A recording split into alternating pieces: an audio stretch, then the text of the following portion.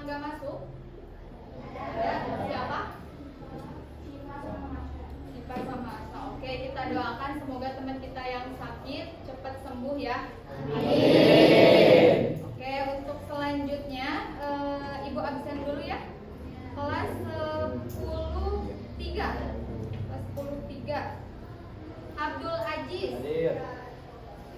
Agung Pratama. Ahmad Jifari. Hadir. Ai Siti. Hadir. Alifa. Hadir. Ziranu Bilkis. Hadir. Oke. Ada yang lewat gak absen?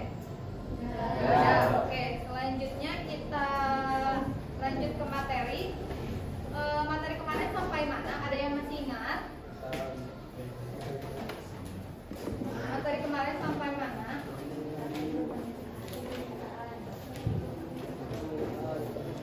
Apa? Hukum permintaan. Hukum permintaan. Oke. Kita bahas ulang ya. Ada yang tahu pengertian permintaan itu apa? Oke, silahkan. Pengertian permintaan adalah keinginan yang disertai kemampuan atau daya beli. Oke, keinginan atau kemampuan yang disertai daya beli. Kalau misalkan permintaan tanpa adanya permintaan dari kita sebagai konsumen, akan terjadi nggak permintaan tersebut? Tidak akan ya, tidak akan. Karena tidak ada permintaan dari kita, maka tidak akan terjadi permintaan. Oke. Terus ada lagi di sini faktor yang mempengaruhi permintaan. Yang pertama ada apa aja? Harga barang itu sendiri. Terus yang kedua ada apa lagi? Betul. Harga barang itu sendiri yang sesuai dengan hukum permintaan. Jadi faktor yang mempengaruhi permintaan itu yang pertama ada apa? Harga barang itu sendiri yang sesuai dengan hukum permintaan. Coba ibu mau nanya sama kalian, hukum permintaan itu bunyinya kayak gimana sih? Ada yang tahu? Coba sok sebutkan. Bunyi hukum permintaan.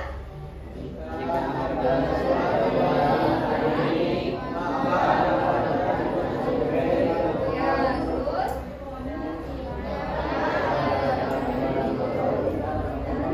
Oke, contohnya apa? Contohnya apa?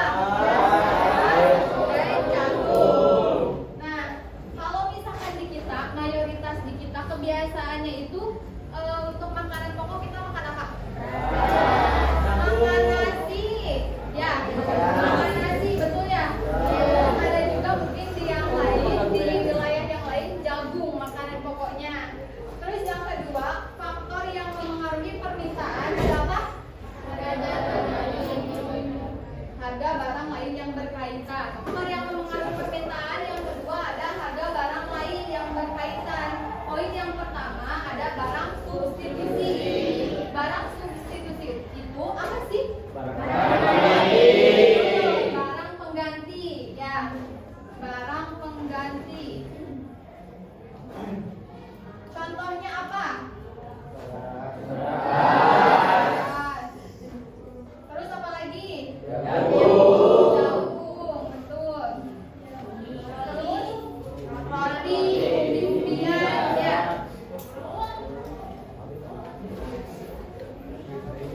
Yang kedua, dari harga barang lain, poin yang kedua ada apa?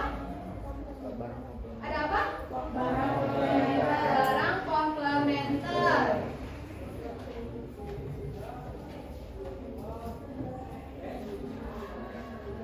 Nah, ibu mau tanya barang komplementer itu apa sih? Barang pelengkap, barang yang saling melengkapi. Contohnya apa? Contohnya bensin dan mobil, betul. Terus apa lagi? Apa lagi? HP dan charger bisa. Terus apa lagi? Kompor dan gas. Itu mereka disebut barang komplementer.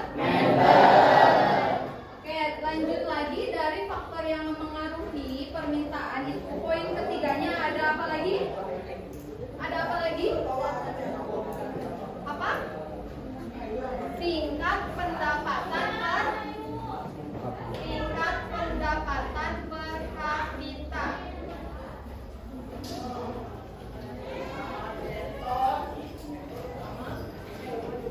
Tingkat pendapatan per kapita. Tingkat pendapatan per kapita itu apa?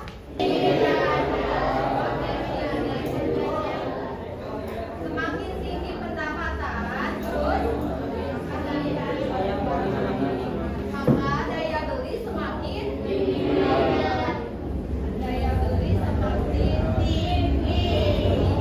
Terus dan sebaliknya, jika pendapatan rendah maka daya beli juga rendah. Contohnya di mana? Di wilayah mana yang pendapatannya tinggi? Jakarta. Terus di mana lagi? Bekasi. Ya, makanya UMR di sana itu pada tinggi-tinggi dibanding di kita. Ya, contoh satu paha ayam di Jakarta berapa? Mungkin bisa jadi 15.000, betul ya? Bisa jadi 20.000 beserta dengan nasi. Tetapi kalau di kita berapa? 10.000, 7.000 paha ayamnya dong ya. Makanya dari itu tingkat pendapatan per kapita itu mempengaruhi permintaan. Oke, selanjutnya ada. Oke, lanjut lagi terus. Faktor yang mempengaruhi permintaan itu yang keempat ada selera atau kebiasaan. Selera atau kebiasaan itu apa sih? Coba. Perbedaan frekuensi, ya, perbedaan kebiasaan. Misalnya apa? Nasi sebagai makanan pokok di wilayah tertentu. Di wilayah sini kita, di wilayah kita jangan jauh-jauh dulu ya. Kebiasaan makanan pokoknya apa? Nasi. Tetapi kalau di wilayah sana, di Maluku atau di Papua, kebiasaan sehari-hari makanan pokoknya apa? Jagung, umbi-umbian, betul ya? Nah, makanya dari itu permintaan itu dipengaruhi dengan selera atau kebiasaan di wilayah tertentu. Oke, lanjut lagi. Yang kelima ada apa lagi ya? Jumlah penduduk. Nah, jumlah penduduk ini kalau misalkan jumlah penduduk di suatu wilayah itu sedikit, maka permintaan juga akan sedikit. Tetapi sebaliknya kalau misalkan di wilayahnya banyak gitu ya, yang mengkonsumsi nasi atau jagung, maka permintaan barang tersebut akan banyak, ya, akan banyak. Oke, terus lanjut lagi ada apa? Perkiraan dari masa mendatang. Perkiraan di harga di masa mendatang itu definisinya apa? Jika harga diprediksi akan naik, oke, orang akan membeli lebih banyak sekarang, betul ya? Contohnya apa? Contohnya emas, betul. Terus apa lagi? Bensin, seperti kemarin isu-isu kemarin tuh ada kabar atau berita bensin akan naik karena efek dari perang dunia. Kemarin bensin akan naik, tetapi pada faktanya tidak. Terus emas, kalian pernah berpikir gak? Emas di tahun 2020 itu berapa sih per gramnya? Sekitar 400-500 ya. Tetapi di tahun sekarang berapa per gramnya? 1 juta, betul ya? Ada yang sampai 1,5 juta, betul ya? Nah, apalagi emas antam. Emas antam ini sekarang di bulan ini mencapai 2,6 atau 2,7. Tetapi ada fenomena yang sangat langka sekali. Di tahun 2026 emas antam bulan Januari tanggal 30 itu mencapai 3,1 juta per gramnya. Fantastis gak? Fantastis banget ya kenaikannya. Makanya dari itu orang-orang sudah memperkirakan harga di masa mendatang yang akan naik. Jadi mereka lebih banyak membeli sekarang. Karena kalau misalkan emas itu sistemnya setiap tahun pasti akan naik, betul ya? Setiap tahun akan naik, tidak ada istilah emas menurun per tahunnya. Yang lanjut lagi ada distribusi pendapatan. Terus yang terakhir ada usaha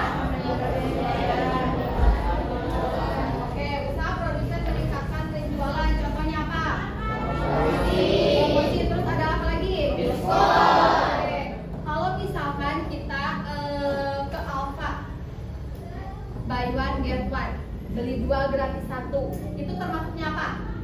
Diskon. Terus label yang ada di papan Alfa itu apa?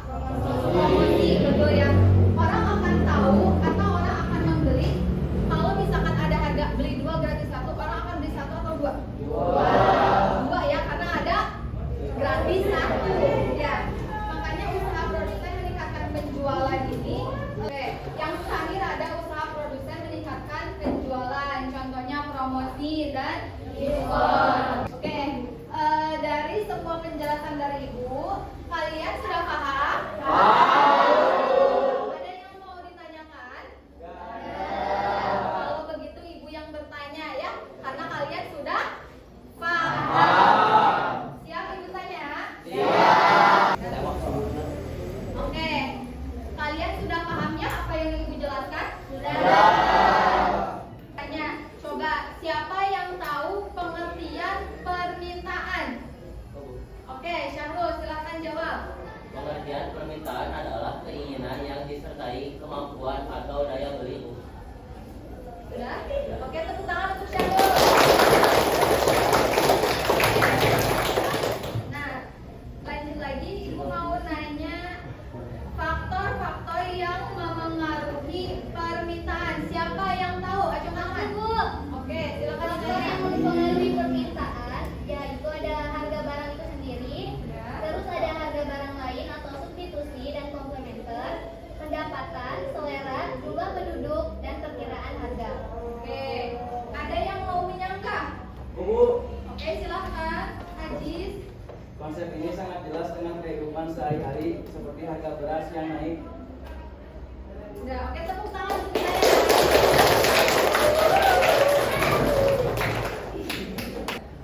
Oke, terakhir coba Ibu mau nanya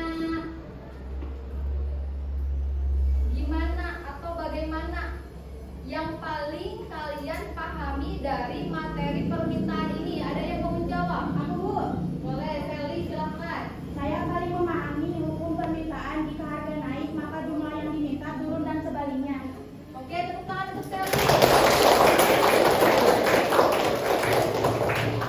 Oke, semua sudah paham ya dari apa yang sudah Ibu jelaskan. Intinya dari materi yang sekarang Ibu kasih ke kalian itu, permintaan muncul karena adanya kebutuhan dan keinginan dari individu. Kalau misalkan permintaan atau tidak adanya permintaan dari kita, maka permintaan tersebut tidak akan terjadi. Oke.